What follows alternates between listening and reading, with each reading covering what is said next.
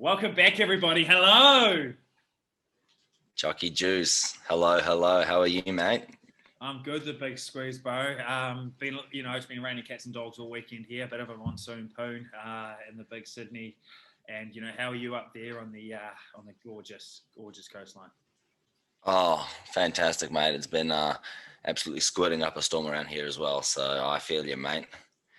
But obviously, you're not letting the weather bring you down. No, You that's still right. got a smile, and you're still looking good. Those dreads are looking good, Josh. Looking voluptuous, mate. Thank you so much. I've been getting the lemon juice out for the tips. As you well know, you obviously made your own shampoo. That's why I keep your lovely hair the color it is. What was that called again? What was that, sorry, mate? The The the lines, le- lion juice, the lion lion juice. I juice. called it. Yeah, yeah. Did you say you used to put lemon on your tip, Josh? Yeah, I used to do it too. It was I just like the feeling of the zing and it kind of it's Yeah. like a disinfectant kind of thing, kind of like the tea tree oil that you used to Oh, nice. didn't your family used to shampoo each other's hair when you guys shared the bath? Well, look, yeah, growing up in public housing times were tough. We did have to try to save water by any means necessary. And if that meant having a family shower, I meant having a family shower. Mm, It is what it is. And Dad said once you turn, once you're 18, you're legally an adult. You don't have to do it anymore. But till then, buckle up, son. that's right. Scrub a dub dub. Get my back, Yeah, I'll we're get talking yours. about Jesus. Yeah. That's definitely how we used to operate in the family. And that's what maybe why we're so close as a family. And me and my brother were quite close growing up as well. And you were always quite close to the fashion industry, Josh. You always had your ear to the to the street, I guess. Mm. What was happening in fashion? Obviously, when you were in high school, you used to work at Frankie Forskin's circumcision boutique, giving boutique cuts to patrons. So you've always had a stylish sort of outlook on life. Is that right? Thank you, man, for bringing this up. I always thought I did have a bit of a flavour in the fashion world, and obviously landing at Frankie's store, it was just amazing. So, the thing with Frankie's foreskins, he wouldn't just do the normal circumcisions, and he mainly focused on the kind of between the ages of 13 to 23, when your foreskin's kind of going through that big change, and there's a Baldwin. lot of testosterone. Yeah, bulbous helmet. So the kind of cuts that he would do as well, you're talking the bootleg, you're talking the straight leg. He did the The mullet half at one flat. point, the half The flat. moonlight. The Mm, half flat was good. Yeah, I had a half flat for a few years, but I sort of thought, well, it's a bit redundant now. It's not really up with the style. It was more of an early 2000s, the half lapper. And it was sort of useful as well. You could sort of store your coins, store your coins in there as well. Oh, bro, let's start. I can't do it. I can't do it, bro. Let's.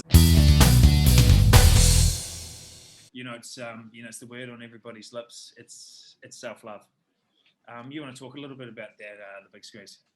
Yeah, definitely. Look, self love is important. You get so stressed out. You get so stressed out in life, Josh. You need to sometimes stop back and you just need to stop and make love to yourself. Whether it's physical, whether it's emotional, you need to, if you're not going to make love to yourself, who's going to make love to you?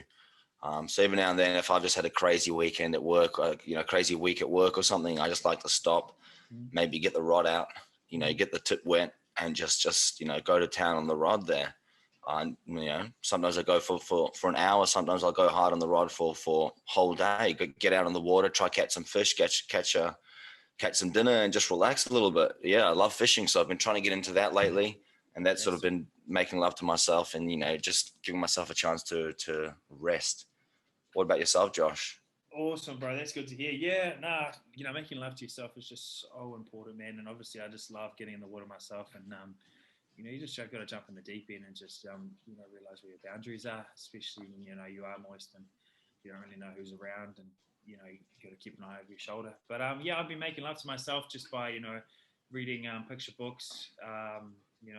Obviously hanging out with my partner, bringing home, and obviously making love to myself along on the phone with some of my friends while they make love to themselves, and we just kind of talk about what's going on. Yeah, that's good. And obviously, going to the beach is a big thing. I saw you go to the beach with maybe 5 or 6 of the boys, and you guys really just went to town and made love to yourselves there.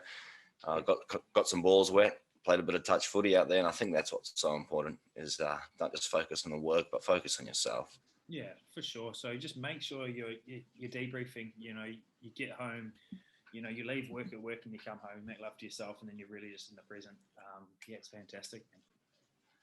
And sometimes even at work, Sure. if you're stressed at work or you're stressed at uni, I know for myself personally, like at the library, I'll be at the library absolutely stressing over an assignment.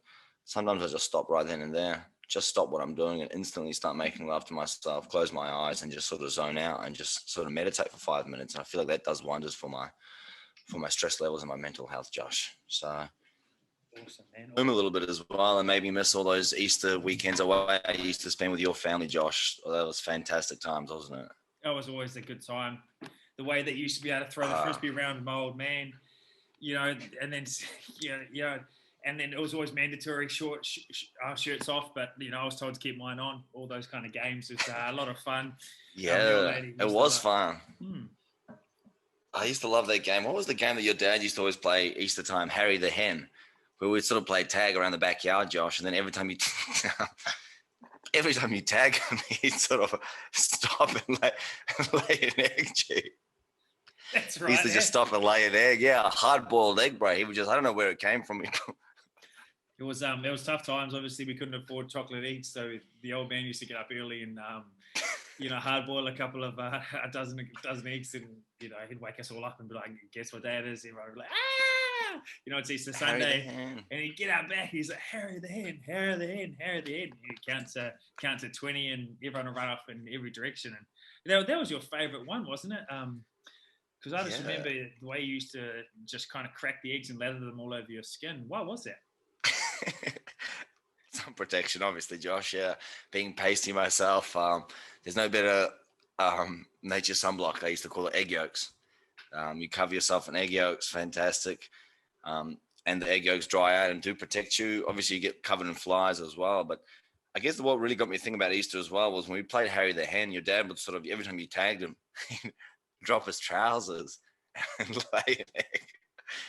And I always wondered, where do those eggs come from?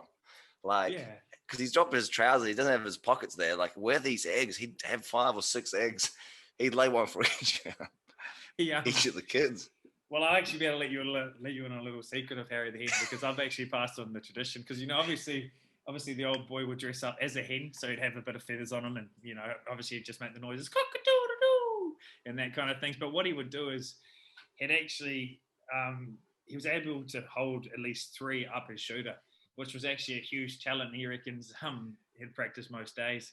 The old lady would boil him a hard boiled egg for work every day, and it wouldn't be in his lunchbox, Stiffy. He'd pop it up his shooter and carry it to work, and sometimes that was how he cooked the hard boiled egg. Soft. I was about to say he did a softball egg like that, didn't he, Josh? Slow cooker. Um, what was amazing is that they weren't small eggs either. They were your size sevens, your extra large. Unless, And sometimes you used to mix it up, keep it exciting. Quail eggs, chicken eggs. The most impressive was an ostrich egg. God only knows how you managed that, but that got the kids excited. I remember us. How old were we? Like 9 or 10. Old man drops trowel. The whole family's chanting, "Harry the Hen, Harry the Hen." He just drops whole ostrich egg. Wow. and, I, Wow. and I think you were lucky enough to tag him that day, Stefan. You were actually there in the forefront, and you actually got to see him. Congratulations! Yeah, I did. I got to Congratulations, tag him, and the rule was if you were the first tag of the day, he'd give you a peck on the cheek as well as like a prize as well. So no, it was great times with your family, Josh. And I guess the only reason I was thinking that is with COVID, we haven't been able to travel as much, so it's been a bit hard. I know you've got some big holiday plans lined up moving into the future. Um, Obviously, after your naked hike through the Blue Mountains, you've got some other sort of events you were going to raise awareness for. Yeah, that's right. I'm looking forward to the Naked Blue Mountain hike. Obviously, you've booked your tickets. You've been practicing, obviously, in your local neighborhood, just kind of walking around the local neighborhood naked, knocking up the kilometers, getting ready for that big hike. It's pretty impressive how you've been wearing your hiking boots in, just fully nude, wearing a pair of hiking boots. I actually saw you via helicopter cam on the That's news right. recently. I think they were calling you the Yeti, weren't they? The Yeti of Yellowville. The Waikikiri, yeah, the albino yeti of southeast Queensland, definitely was one of my nicknames, one of many. Speaking of yetis, Josh, remember when you went camping a few years ago, Hmm. and we may or may not have come across a Yeti in the Rimutakas. Obviously, crazy experience. We reported to the news. No one believed us, but that was a crazy night, wasn't it? It was crazy, man. Like, obviously, it was our first time taking mushies. We didn't know who was who. All I think that you remember, all I can remember you telling me, because I went to bed early, was that you came across some sort of Yeti. There's a lot of hair, and you made love, man, and the leaves and the foliage. How was that? Oh yeah, it was good. Obviously, the mushrooms definitely made the experience a whole lot more exciting. Yeah, I didn't really think those blue meanies would kick in like they did. But 1 minute we're rafting, eating the blue meanies. Next thing you know, I'm wrestling with a 7-foot hominid in a bush out there, crying for help while you sleep peacefully. It was a fantastic experience. I felt like I was at one with nature. I felt like I had an experience unlike any other. Obviously, there's still a lot of skeptics out there. A lot of people sort of accused you of actually holding me down and absolutely ravaging me. And obviously me being on mushrooms and mistook that for a Yeti, and you being on mushrooms thought you were a Yeti. But none of these stories are confirmed nor denied, Josh. So it's sort of open to interpretation still, and I'm still trying to investigate. Did being on mushrooms help you stay harder for longer? Like mentally, yeah, I was mentally hard, mentally resilient to the situation of what was happening. I was able to sort of remove myself mentally from the situation and sort of fight back a little bit better as well. I remember grabbing the Yeti by the dreadlocks and tucking him up. He had dreadlocks much like yours as well, actually, Josh.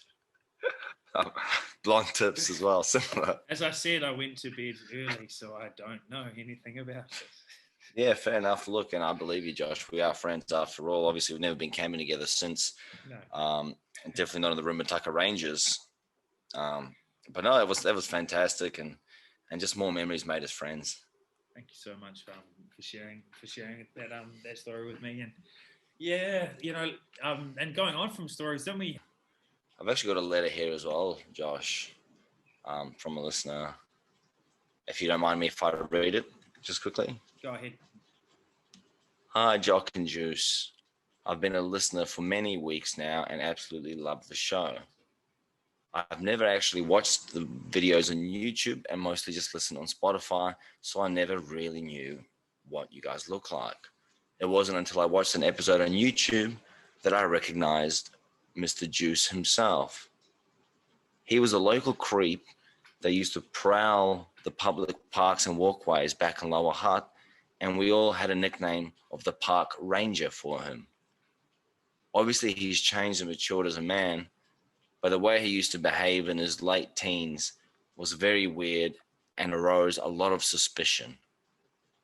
Does he mind explaining why he was always around the parks, barking like a dog, stalking people in the bushes? I'm glad that we're able to clear that up on here. Yeah, that's right. I was the park ranger. It was my job, man. People didn't understand. I was just a local parking warden, just on the night shift, and there was a lot of young hoodlums around. I used to scare them off with my bark. Were you a parking warden? Well, yeah. I was a barking warden, man. Yes, I was. Oh, barking warden. I was the local barking warden, bro. I was the local barking warden. So oh, fuck, that makes sense, yeah. Just made sure no one was just leaving little poos around the park or, just little hoodlums and that. So they used to call me the creep, so I used to just bark at them. And obviously, sometimes I dress up as a dog to really get into costume and scare them around, scare them off. Is that where you got into wearing muzzles? That's right. You got to go. If you're going to go, you got to go the full Monty. And I was lucky enough to be able to borrow my first muzzle off you before I had to purchase my own. So I'm really grateful for that. Your one was a bit small. Obviously, you like it restrictive. But yeah. So hopefully that's cleared it up a little bit. Yeah, no, that's okay. So it was actually your job. You were there to scare them off. So maybe they were little hoodlums or not picking up their rubbish around the parks. That makes sense. Obviously, we're talking about muzzles, Josh. How did you progress from a muzzle to a full-blown ball gag? Was that a high transition, or was that sort of incremental? Or one day you just tried the ball gag and you said, "Yes, please, I'll have some more of this"? I used to be part of the local cricket team. I was in the second 11. One time, I actually took a catch in my mouth full cricket ball to the teeth, and I just kind of got it out of the air, and I kind of was like, whoa, like I can fit a ball gag in my mouth. Yeah, it was huge. It's kind of like how you can fit your fist into your mouth, and you kind of do it as a party trick, and also other people's parts of their body into your mouth as well. But we won't go into that. So I just love the ball gag, man. I think it's just it's a really nice thing, especially nice in training. Yeah. It's like, especially instead of a mouth guard. Do you wear instead of, so when you play rugby, you're there on the field? Obviously. Just for the ball gag.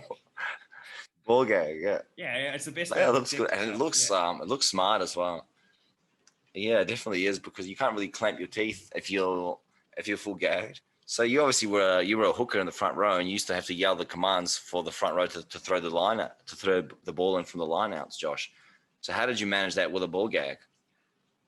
We learned it by a series of arm signals and grunts. So it was like, and